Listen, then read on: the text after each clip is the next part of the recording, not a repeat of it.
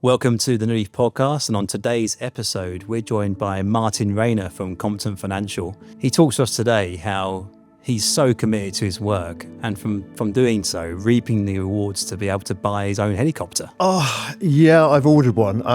Slightly bonkers, but you only live once. So I do a lot of adventure sports, and I love flying helicopters, and this deal came up, and it was too good an opportunity to miss. He spends time discussing his retention strategy and how important it is that he maintains those client relationships.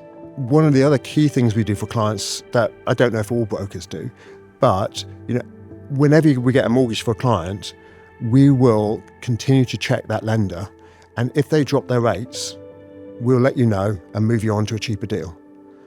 So that can save thousands for clients. And really interestingly, he talks about how building testimonials and gathering reviews has really helped him be found by AI. More and more people are just putting information into ChatGPT, and I think that's the new Google. So it's going to be a great episode.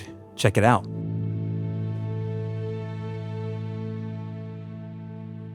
Hi Martyn, welcome to the New Leaf podcast. How are you doing today? Very good, thanks. I'm pleased to be here. Now Martyn, you've been with New Leaf for your whole sort of financial advisory business career. That's so correct. far. You're doing mortgages?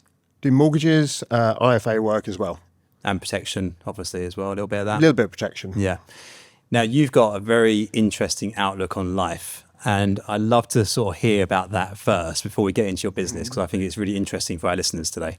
Oh, that's nice to hear. I've always had a view of life of I always like pushing myself to the limit and seeing how far you can go, how well you can do in anything. And I kind of stumbled across this view that to succeed in life, work or anything else, you must be willing to fail. So putting yourself out there, challenging yourself, and you'll be amazed at what you can achieve. I think that's a really key concept that I've been hearing from people on these episodes as well, is actually failure can be a blocker for people, but actually you have to embrace it. Yeah, and it's scary. You start off, you just don't know. You don't know what you don't know. And, you are worried. But, most people will cope with that. As long as you're open and genuine with people, they're there to support you, New Leaf included, and they've been brilliant. I mean, you've got a really cool, adventurous lifestyle, and you think about that in the concept of your business, but actually, you're a guy like racing gliders.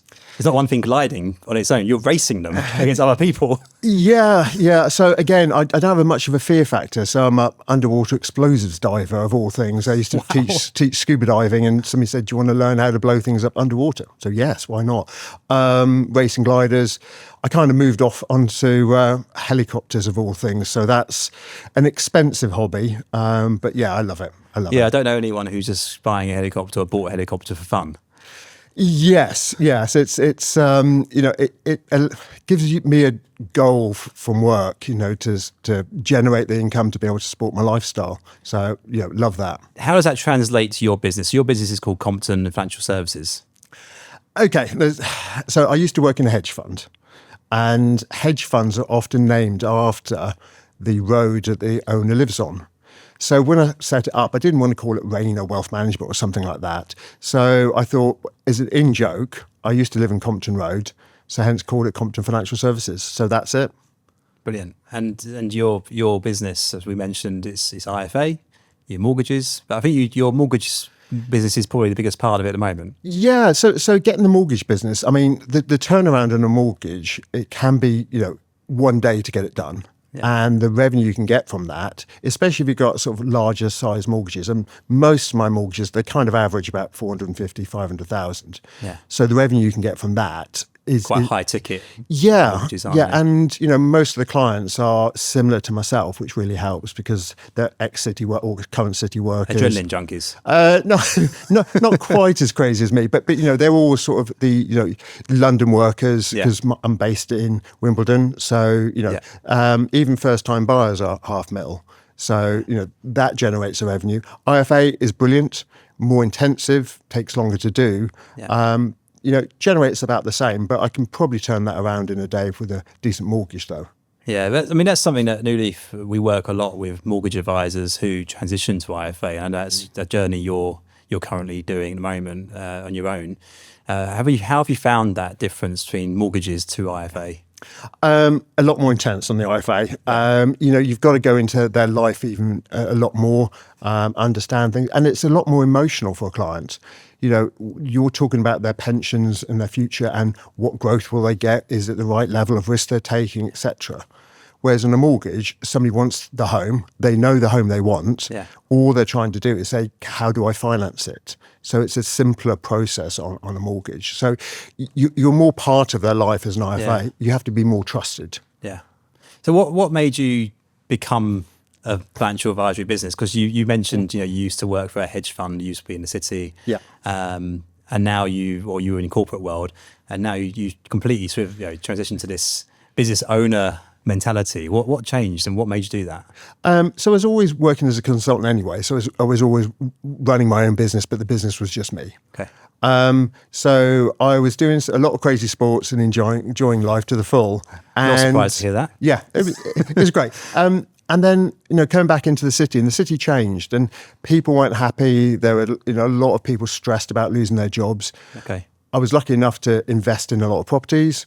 And I just reached a point, I thought, what's more important in life? Is it to make even more money, or is it to enjoy life? And so that I then made the transition. So quality of life was important to me. Yeah, brilliant. And obviously you found New Leaf to help you, which is great. So thanks for that. How did you find us? Or what made you want to join us?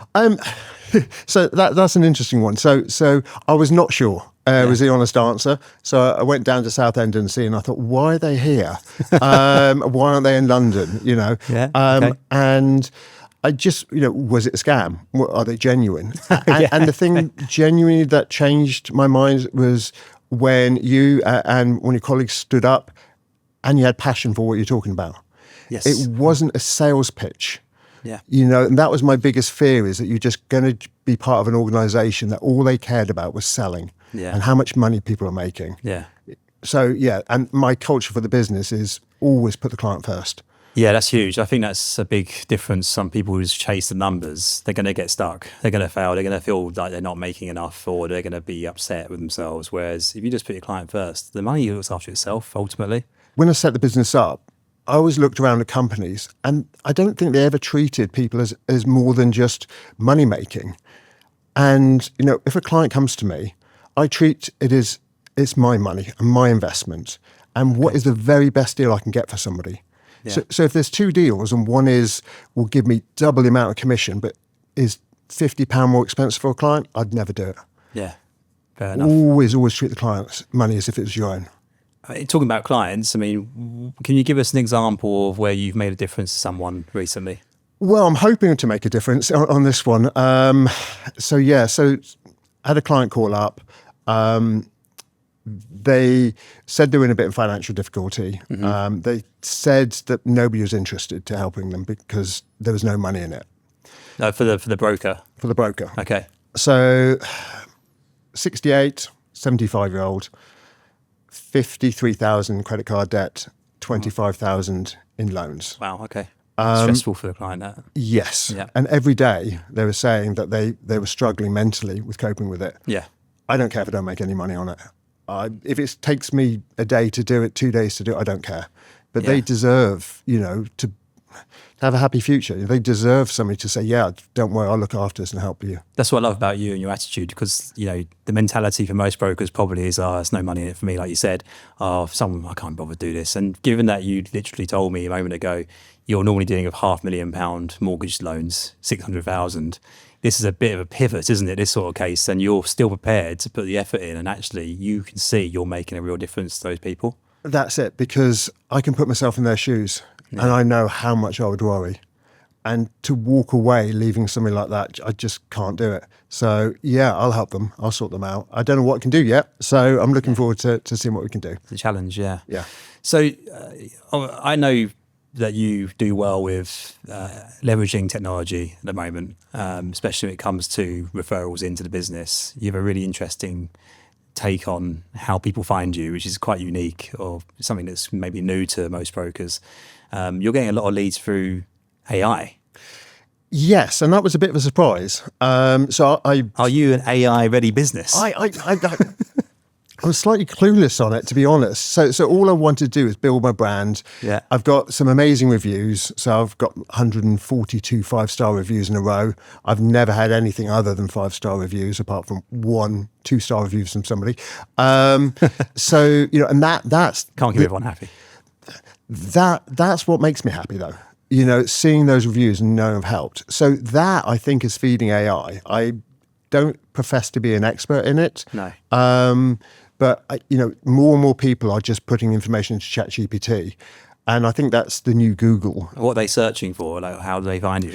So I've asked a few, and that they kind of give me general answers, but it's usually I want good mortgage brokers in a certain area Yeah. with good reviews Yeah. and are trusted. Yeah. So it's usually around that sort of thing, and I don't know what its AI is looking for, but I think the reviews, links to external websites, for example. I've been in the Times a couple of times, so I think that helps. Credibility piece that almost, well, we call it social proof. Yeah. Where you're getting, I think that media point of view, that credibility you're building with working at the Times and putting the effort into actually getting to know journalists makes a massive difference to your social proof. Yeah, I think that's amazing. But ultimately, a client will probably just go to your website after seeing all that. And so one of the things that New Leaf really helped me was building out the website and saying, make it personal, make it about you, because they're buying you. Yeah. And I think that's really important as well, because it puts a human face on it. Otherwise, it's just another generic website. You've got a video of yourself, I think, haven't you, right at the top, talking about your business. Yes, yeah. I was pushed into that. But yes, it definitely does help. Yeah. And then, this new way people were searching for, for advisors, you've kind of stumbled on it. You'd say by accident, but I would say it's by design, because actually AI is looking at, if they're looking at that question, it's going, right, well, this is the person in the area who has 146 5-star reviews. The AI is thinking, it's weird to say that. The AI is then taking that credibility and going, well, this person must be the best. That's how it works. So you've, by pursuing reviews aggressively over the last few years, has actually then put you ahead of the pack with the new way that people, do this. And we call it answer engine optimization, not SEO, AEO. There we go. And that's what it's doing. It's answering those questions based on your credibility and based on things like the reputation you have in the media as well. Yeah, and I think the most important thing with all of it is the client reviews. When you read real reviews, Google reviews you may be able to just buy, but things like Vouch For, where they're checked, and you can, as I say, read real reviews from real people. Yeah. And I think that gives the people the once they found you, the confidence to reach out to you. So you've been advising now for quite a few years with us. 6 years now, I think. 6 years, Yep. yeah. It's not bad from starting from scratch either. Yep. You're smashing it. If you look at numbers, then you are doing very well, which is great. But what's been the biggest change you've seen in the last 6-7 years? And actually, and following on to that, how has that helped your business grow? Well, as I'm new, I think I'm learning all the time. So determining what was the biggest change, I don't really know. I mean, something that's certainly helping the business is on the mortgage side is the renewals. Okay. So, if you start doing mortgages, then they'll renew over 2 or 5 years, typically. And once that starts rolling, then that gives you the stability of income that allows you to then grow the business. So that's our phase we're in now. So you're seeing a lot of those initial deals you did when you started with New Leaf, then they're coming in now for renewals and the roll-offs are coming through. Yeah, so I've got 150 next year, so brilliant. Employing somebody just to do that. So that's going to be brilliant for the business. What is your strategy to cope with this then? Because a lot of advisors, they struggle with renewals, is the truth. When I was in the city, I was doing a lot of business process reorganization. So that has allowed me just to sort of segment the business as I would do, for a client. And that's the easiest way, is to segment the work out. So I'm going to employ somebody specifically to do that. So that's their focus and their process. Otherwise, if you're hopping between new clients and renewals, I think you might get lost. I think that's true. Yeah, I think people do. Because always, obviously, new customers are coming through the door, and you don't have unlimited time resource to deal with everybody if you're constantly taking on new clients, which in the mortgage world is transactional, and that is the nature of it. But it sounds like you've got a plan. Yeah, because you've got two parts. You've got the renewals. You can take your time. Yeah. So if you have somebody employed to do that, if they worked 3 days a week, it doesn't matter. Whereas for new mortgage clients, they want the deal done now. So I think you have to be on top of that and provide almost a different level of service in terms of the immediacy of it all. Yeah. But the renewals, you can just plan and organise those a lot more. If you were to go back to the start and you were to talk to your younger Martyn Rayner getting ready to launch his new business in financial services, what would you tell him to do differently? I think when I started, I tried to do everything. So you say, oh, it'd be good to do that. And you don't know. And so you kind of reach out and try and do a bit of everything.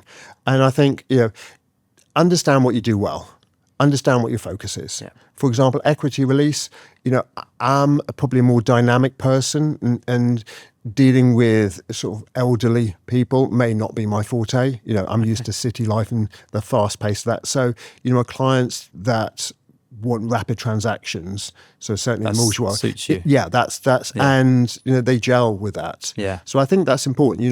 If you're the sort that prefers dealing with older clientele, then equity release will be a brilliant world for you. Yeah. I think it's good that you can understand your own flaws in that sense and strengths at the same moment there. But a lot of people probably think, oh, I got to do all of it. And actually, don't spread yourself too thin. Yeah, and in this industry. For example, protection, that's not a topic. Being upfront, I don't want to talk about cancer. I don't want to talk about people dying every day. That's not for me. And so there's an amazing person with a new leaf that said, look, I'll help you out. Yeah. And again, that's another part of it. They you guys are here to say, right, tell us what you need. Yeah. And so that without that person, I couldn't grow my mortgage business because I've got to do protection. Yeah, and that's really good to admit that, because I think a lot of advisors get their head stuck in the sand with protection, and rather than actually doing what you've done and gone, you know what, I don't want to do it, or I haven't got the time, it's not my forte. I've got a great referral partner within the group. Let's leverage that properly. Let's really use that. Whereas other advisors will literally they'll say, I want to do this, and they don't do it. And it leads to suboptimal outcomes for clients ultimately. Ultimately, and they'll make less money if that's your focus, because you're going to spend time not getting protection deals, time that you could spend doing things you are good at. So your business has rapidly grown, not just in different permission areas, but also in the amount of clients you've taken on. 150 renewals next year that's a big deal. So that means another 150 coming the year after and a year after that. So you've obviously grown a business yourself, quite dramatically, being the forefront of that. But I know that you are looking to obviously employ someone, build a team. What is your vision for your business then going forward for the next 5-6 years? So hiring the right people with the right mindset. So we're not here chasing the money. So the people we hire, same mentality as me. We want to help people. We'll get paid, don't get me wrong, but it's not chasing the money. So find the right team with the right mindset. So we'll build it up slowly. And make sure we deliver a good service to everybody. And that's the goal and that's the focus to carry on. And it is amazing. So I know that the renewals, people say, oh, you might get 25, 50%. We get 95%. So that it makes me happy because they trust the business. Yeah, I heard someone recently said to me, a competitor business, they were saying, oh, we're really happy with our ratios, we retain 60% of the clients. And I thought, that doesn't sound very good, but okay. 40% have decided to go elsewhere. Yeah, so that sounds bad to me, but okay, Yeah. That's where the mindset changes. Why have they gone elsewhere? What are you doing wrong? Why aren't you helping the clients? So, just get that to 90-95%, and you're going to have an incredible business. And your clientele, is that mainly community based? Is that sort of around where you live, or do they come to you from all over? It is interesting. You get somebody from the north of England, you think, well, how the heck did you find me? Sometimes it's from the Times articles, something like that. But predominantly, if you look in southwest London, if ChatGPT does put me a second or third, sometimes even first in southwest London. Yeah. So that's brilliant, and they're higher value properties. So that certainly helps the business as well. Yeah, so not everyone's from Compton Road, but obviously you do spend a lot of time. I guess you do a lot of face-to-face calls as well as online, digital? I would say, so I always encourage people to have a video call. Yeah. And I think once they've seen you and you can talk it through, otherwise you're just another person. And one of the things I do, first time buyers, I'll spend half an hour, 45 minutes talking through the entire mortgage home buying process. And I tell them, That's really good. it doesn't mean you're committed to using me. No. And once they've seen you're sincere Yeah. and helping, I mean, virtually everybody then progresses to be a mortgage client. The educational piece is missed a lot by brokers. When I remember back to when I got my first mortgage, I found I had to walk through the high street, and now I know that ages me, to go to the What's a high branches. street? What's that? Yeah, exactly. Thank you. And mortgage brokers were interested in selling me a mortgage. The estate agent was interested in selling me a property. The insurance broker was interested in selling me life insurance. Nobody was there to give me the holistic view. Yeah, no one made it personal. No, yeah, exactly. Yeah. And I think that's so important. And we are here to help. We have company WhatsApp. We'll answer messages over the weekend. Yeah. If you're stressed about something and I can answer it within 30 seconds, message me. Yeah. I have no problem, and that's that level of service that clients love. Brilliant. So you got a high stake career now, being on your own, doing this yourself, but obviously de-stressing is important. I know you've bought a helicopter, or you're buying one. Oh, yeah, I've ordered one.